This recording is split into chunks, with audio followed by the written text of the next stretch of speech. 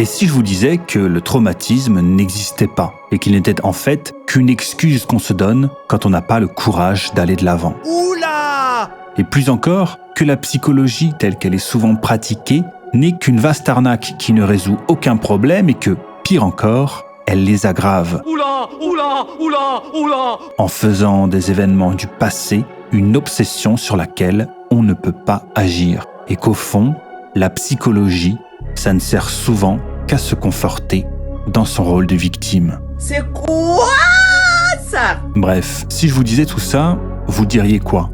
Il y a des chances pour que vous ne soyez pas content. On peut pas accepter ça! Et que vous trouviez même ces propos révoltants, voire dangereux. Parce qu'après tout, c'est remettre en cause cette science qu'est la psychologie qui est là pour soigner des maladies. C'est incroyable, j'ai jamais entendu ça de ma vie. Et pourtant, ce n'est pas moi qui dis ça. C'est pas moi, même pas! C'est le psychothérapeute Alfred Adler, fondateur de la psychologie individuelle, qu'il a fondée notamment en opposition à certaines idées complètement de Sigmund Freud. Du genre, tout le monde rêve secrètement de sa mère ou encore que les petits garçons vivent dans la peur qu'on la leur coupe et les petites filles dans la frustration de ne pas en avoir une. Alors il y a pas longtemps, j'ai lu un livre. C'était Avoir le courage de ne pas être aimé de Fumitake Koga et Ichiro Kishimi. Un livre qui a remporté un énorme succès au Japon et qui se veut être une vulgarisation des travaux d'Alfred Adler. Et ce livre, je ne l'ai pas lu tout seul, puisque je l'ai lu avec Infâme, pour vous proposer la collaboration la plus improbable de l'histoire des collaborations. Enfin de presque toutes. Ce qu'Adler propose, c'est une psychologie du courage, antidéterministe. Là où chez Freud, il y a une volonté de considérer la vie comme une ligne continue, où tous les événements sont liés pour créer une histoire cohérente, chez Adler, on est plutôt sur une ligne en pointillé, une suite de moments. Et on n'est pas assujetti à son passé. On peut être maître de son destin, du moment qu'on est capable de faire preuve de courage. On va voir ça ensemble.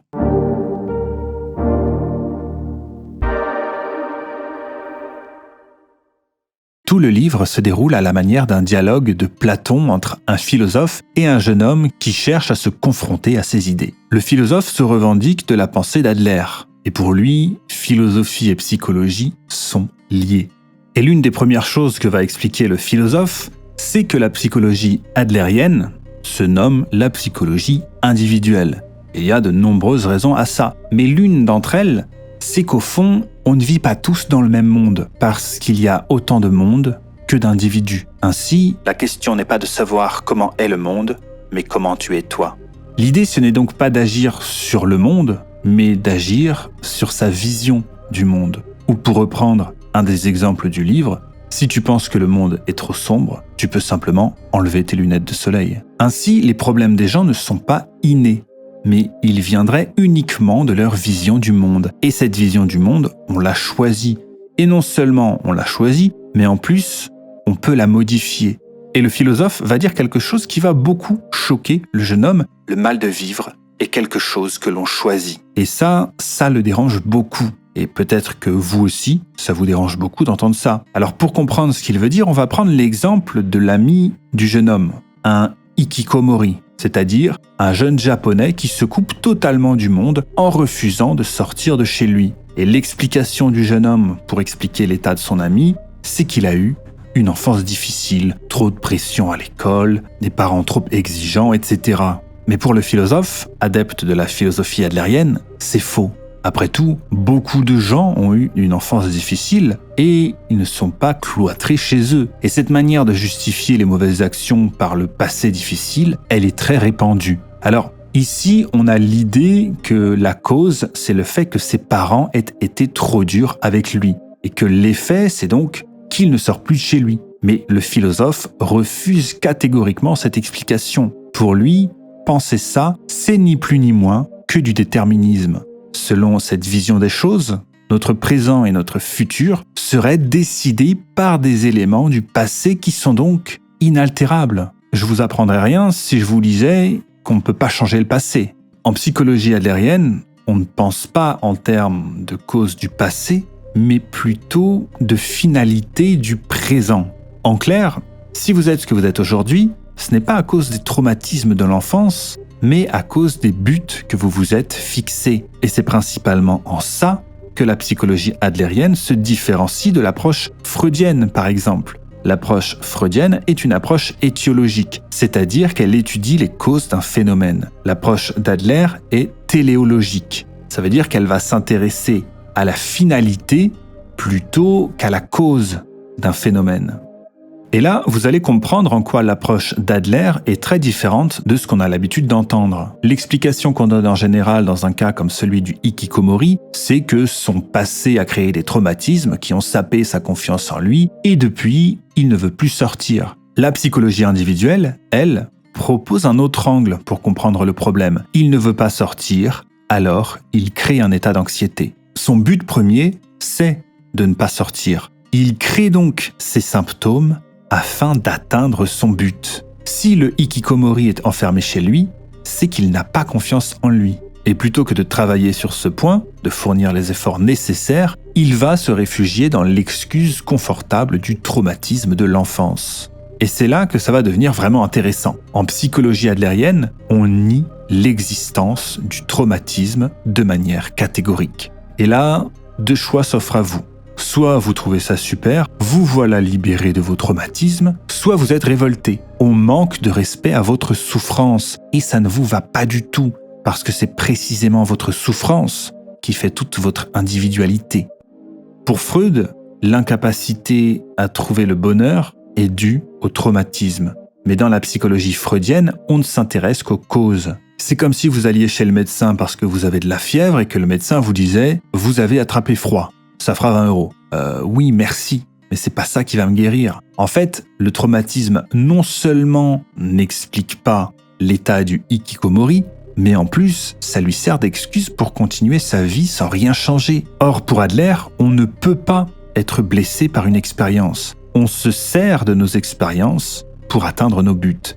Alors attention, ici, il ne nie pas que quelque chose de grave, voire de très grave, puisse avoir une influence dans la vie d'une personne. Ce serait absurde de le nier. Des gens qui souffrent de troubles de stress post-traumatique, ça existe. Des soldats après la guerre, des femmes, etc. Des événements traumatisants qui peuvent créer des accès de panique ou des choses comme ça, ça existe. Mais ce que dit Adler, c'est qu'on s'autodétermine par le sens qu'on donne à nos expériences et qu'on n'est pas préprogrammé par nos expériences passées comme des machines. Les gens ne sont pas mus par des causes du passé, mais ils avancent vers des buts qu'ils établissent eux-mêmes. Et tout est là. Un traumatisme, c'est un événement du passé qui appartiendra toujours au passé et qui n'a pas de raison d'influencer votre présent ou votre avenir, sauf si vous le laissez faire. Le traumatisme, c'est souvent une excuse qu'on se donne pour ne pas faire certaines choses ou pour en faire certaines. Si le hikikomori s'enferme, c'est parce que ses parents se font du souci pour lui, que toute leur attention est portée sur lui. Et s'il sortait enfin de chez lui, ses parents cesseraient de se faire du souci. Et donc, ils cesseraient de porter toute leur attention sur lui. Parce que quand bien même cette attention est négative, il reste le centre de leurs préoccupations. S'il se remettait à sortir, il ne serait qu'un individu parmi d'autres, perdu dans l'anonymat. Il serait très commun. Il n'aurait plus cette caractéristique qui le rend si unique. Et plus personne ne s'occuperait vraiment de lui. Il deviendrait en fait parfaitement normal. Et au fond, c'est ça qui lui fait vraiment peur. C'est pas de s'être fait engueuler par ses parents quand il était gamin. Mais tout ça, on y reviendra. C'est infâme, on va pas crier. Pour une fois. Modin donc vous a parlé des traumatismes. Moi je vais vous parler du courage. Tu vois le courage, là j'ai écrit le script dans l'avion. C'est ce qu'a pas eu le gros à côté de moi quand il a pris un coca. Il a accepté ses traumas passés et vu que dans le passé il avait pris plein de coca, sa mère lui en avait donné, il était heureux. Il s'est dit je vais reprendre du coca et je serai heureux. Ben ça marche pas comme ça. Donc Modin a dit auparavant que les traumas n'existaient pas, donc j'ai nuancé ça, infâme nuance. 2024, le progrès incroyable. Je dirais plutôt que les traumas existent, mais qu'au contraire, il faut pas les renier, il faut les accepter, parce que sinon on va finir dans le déni, et le déni c'est jamais bon. Regarde, un déni de grossesse, ben ma mère elle aurait... Tu comprends ça. Donc Kishimi dans son livre nous explique qu'en gros, on choisit toujours soi-même la réponse. Et cette réponse, on va avoir le courage d'en choisir une bonne ou une mauvaise. C'est une réponse qui peut nous garder dans une zone de confort, ou c'est une réponse qui peut nous aider à aller vers quelque chose qu'on va préférer, une situation meilleure. Voilà, tu peux subir un événement négatif, mais si tu es intelligent, tu vas l'analyser. Tu vas pas le prendre de façon émotionnelle comme s'il te marquait au fer rouge. Tu vas l'analyser pour que la prochaine fois ça se passe mieux et tu vas apprendre. Ou alors, tu vas le prendre comme une marque, quelque chose qui va te taper et qui définira la façon dont tu vas subir les choses dans l'avenir. Voilà, donc forcément quelque chose de traumatisant, par exemple, tu vas le subir un moment, mais ce qui va être déterminant, c'est quand est-ce et combien de temps tu vas mettre à réussir à sortir de l'emprise de ces événements. Quand est-ce que tu vas avoir le courage de t'en libérer? C'est des chaînes que tu vas te mettre tout seul. En fait, tu vois, quand on te le dit comme ça paraît ultra logique. Tu te dis oui, j'ai subi un truc de con, je vais pas me définir par rapport à ce truc de con, je vais m'en servir. Oui, sauf que en fait, il y a des qui forment la psychologie depuis 100 ans, qui partent de Freud, et Freud il te dit non, ta mère elle t'a maltraité, tu vas traiter tout le monde mal dans ta vie et tu seras malheureux. Évidemment, pourquoi reproduire quelque chose qui objectivement fait du mal? Tu vas me dire, mais ça coule de source, femme, comme tout. Tu joues à cache-cache? Non, on joue à... On veut faire peur à ma mère. En gros, faut voir ça comme un shonen japonais. Tu vas pas dire je vais faire telle chose dans le futur malgré ce qui s'est passé dans le passé. C'est pas malgré ce qui s'est passé, c'est grâce, t'as appris, tu t'es amélioré, donc ton comportement il change, il s'améliore. En fait, c'est comme si constamment dans ta tête t'avais le mec du collège qui disait si tu fais pas ça, t'es une grande salope. Eh ben, il faut se mettre dans le même état d'esprit, sauf que là, tu finis pas avec ta bite dans la neige à 7h du mat. Le livre ensuite, justement, quand on parle du courage, nous parle du courage d'être normal. Le courage de pas se dire oh, je vais être malheureux parce que moi je suis différent, j'ai vécu ça. Non, accepter son bonheur, ça aussi, ça demande beaucoup de courage. Parce que ça aussi, ça fait partie de tes complexes de supériorité dont on va parler après. Il y a littéralement un mariage derrière moi. C'est le mariage, c'est la beauté, c'est l'amour. Et la fin du livre, justement, sur le courage, se base sur la priorité de l'instant présent. Pourquoi est-ce que le choix que tu vas faire aujourd'hui et te baser sur les envies que tu avais aujourd'hui, pas des envies que tu t'es mis dans le passé, sont plus importantes. Kishimi dans son livre se sert justement pour parler de l'instant présent, de l'analogie de la montagne. Il te dit que certaines personnes visent le sommet, leur seul objectif c'est d'atteindre le sommet, mais une fois qu'elles y seront, elles redescendront. Alors que d'autres personnes vont se laisser aller au fur et à mesure, iront là où elles le préfèrent à l'instant T et seront heureuses où elles finiront, et redescendront pas forcément.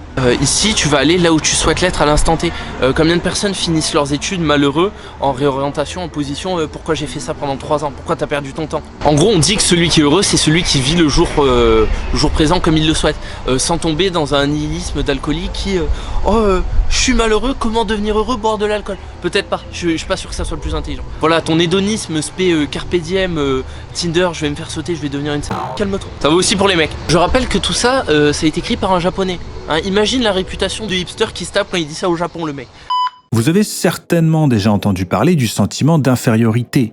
Eh bien, sachez que c'est Adler lui-même qui aurait utilisé le terme pour la première fois. Et quand on pense au sentiment d'infériorité, on pense nécessairement à quelque chose de négatif. Or, pour Adler, ce n'est pas le cas. Bien au contraire. C'est ce qui correspond à la volonté de s'améliorer. Et c'est quelque chose d'absolument naturel. Tout comme l'enfant cherche naturellement à marcher et à parler.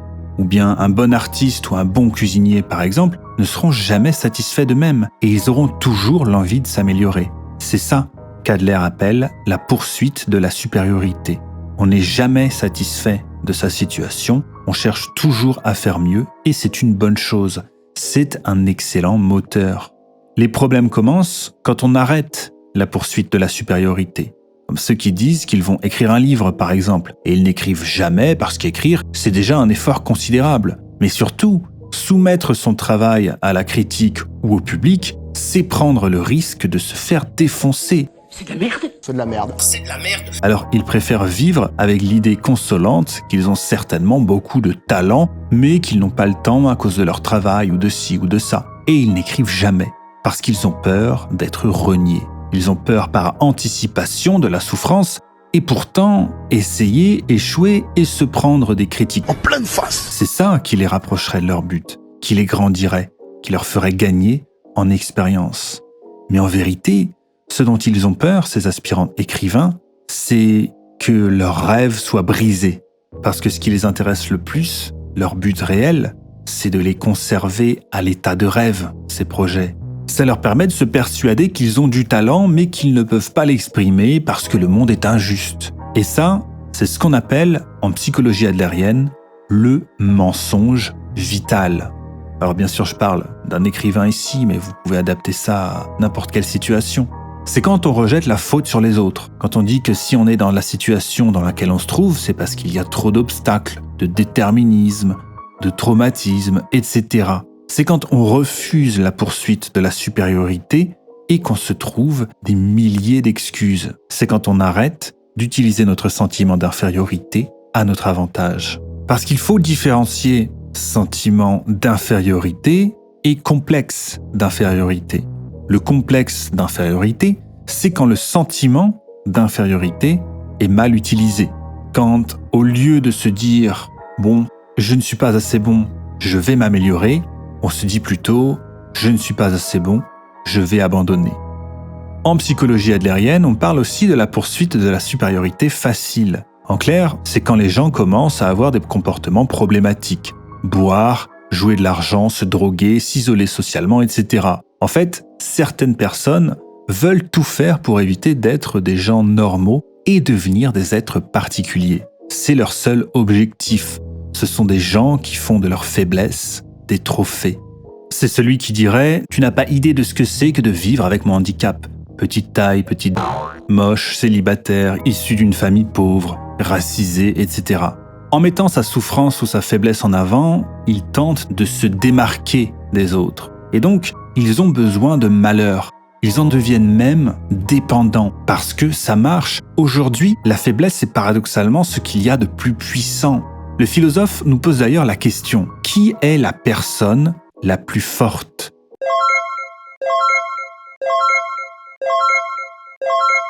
Et la réponse, c'est le bébé. Vous aviez trouvé? Non, vous n'aviez pas trouvé. Dites-moi en commentaire si vous aviez trouvé, mais normalement, vous n'avez pas trouvé.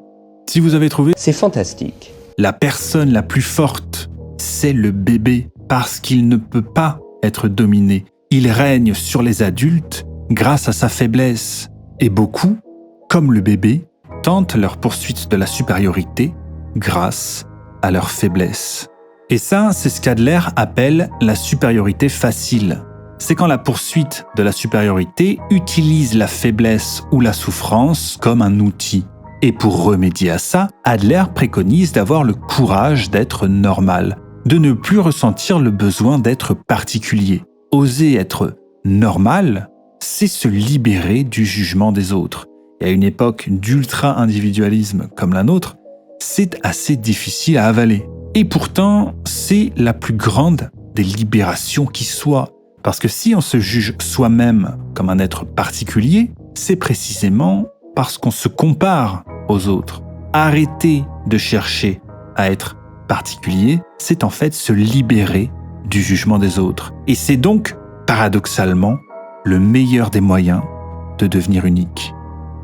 On nous dit d'ailleurs que justement le but de ces relations interpersonnelles, c'est former une communauté. Et en gros, pour former une communauté, Que vous connaissez bien. il faut déjà être avec des gens qui se ressemblent. Ça on le dit pas dans le livre, je le rajoute, c'est ma petite dose de On nous dit justement que pour former ces communautés, il ne faut ni trop de proximité, ni trop de distance. Entretenir une relation avec une personne qui est à des dizaines de milliers de kilomètres, c'est pas forcément possible. Et être dans des villes où tout le monde est serré, chacun est l'un sur l'autre. Ta gueule! Et bien là aussi ça devient insupportable pour tout le monde. Et le but d'être dans cette communauté, c'est ensuite d'être dans le don de soi, dans le partage, d'apporter du bien aux autres. Acheter anti-programme. Allô? 3/4 des gens sur internet, ils deviennent quelque chose en volant, en prenant aux autres plutôt qu'en redonnant. Et en fait, Dieu, il va peut-être faire quelque chose comme ça. Peut-être que sur le moment, toi, tu vas y voir une injustice, mais eux, comment est-ce qu'ils se sentiront au fond et qu'est-ce qui va se passer dans leur vie ensuite? Quand ils prennent aux autres au lieu de donner, on le verra, l'avenir nous le dira. Et d'ailleurs, Kishimi nous explique qu'Adler dit qu'une communauté se définit par un idéal inarrangeable, donc similaire un petit peu pour tout le monde. Si cet idéal, il est trop éloigné, si cet idéal c'est un souk avec des petits qui crient et qui sortent des couteaux, peut-être que ça va pas marcher. Modin, lui, vous a parlé tout à l'heure du complexe d'infériorité, donc il est en droit d'en parler, hein, vu qu'il fait des vidéos sur internet et il monte pas sa tête. Moi, je vais vous parler de fait des complexes, parce que je fais de la muscu, donc c'est plus mon domaine. Et là, je vais rattacher à quelque chose qui fait partie du livre de Peterson, donc les 12 règles pour une vie, qui est pas un chef-d'œuvre, mais quelque chose d'utile. Se comparer à une échelle normale pour pas avoir des complexes irrationnels. Tu vas te comparer à ta salle de sport, tu vas te comparer à ta classe. Tu vas pas te comparer à l'échelle d'un pays entier ou d'une ville parce que t'es pas fait pour ça. L'humain pendant 20 siècles avant, il se comparait à 100, 200 voire 1000 personnes, il se comparait pas à 65 millions. Ou du moins ce que nous dit directement le livre, c'est d'être en compétition avec soi-même, se comparer avec ses résultats passés. Comparez-vous à un petit peu de gens mais pas trop, genre pas TikTok, désinstalle TikTok. Bon voilà, dans ce livre de Peterson qui a été déjà résumé par toutes les tarlouses spé développement personnel qui vous vendent des formations trop chères pour rien alors qu'il y a tout dans des livres à 12 balles, on nous dit qu'en gros le homard, quand il se bat contre des homards et qu'il gagne, que ça devient le meilleur des homards, il a de la sérotonine de homard. Et bien ça marche pareil pour l'humain, sauf que c'est pas un homard. Mais si tu te bats contre 60 millions de personnes, tu vas pas souvent gagner. Donc tu auras moins de sérotonine, donc tu vas te... Donc voilà, si tu te compares à trop de personnes, tu finiras forcément malheureux et tu t'amélioreras pas forcément beaucoup plus. Certes, il y a des intérêts à avoir tant de concurrence, c'est que tu as des meilleures informations, donc tu peux mieux t'améliorer. Mais il y a trop de concurrence pour un humain normal, ça faut en avoir conscience. Et ça, le droit tardé normal qui regarde des vidéos de motivation, il comprend pas étant si je veux être le meilleur, mec, ta gueule. Sois plutôt ce que tu as envie d'être plutôt que d'être le meilleur. Bref, la concurrence elle doit exister là où elle est logique et humaine. Oublie pas, fuck la ville, vis dans des villages ou là où tu te sens bien, mais je pense pas que tu te sentes vraiment bien dans une ville. Et ceux qui aiment Paris, mourrez. Ça sera mon dernier mot. Modin il m'a dit de faire ma pub. Infâme chaîne de développement personnel mais qui vous vend pas... va t'abonner, c'est la rentrée, je vais envoyer plein de vidéos trop bien. Il y a les vidéos de sport aussi qui vous motivent à faire du sport aussi, en étant malveillant à balle et en étant drôle. Donc abonne-toi, lâche un like sur cette vidéo, ciao.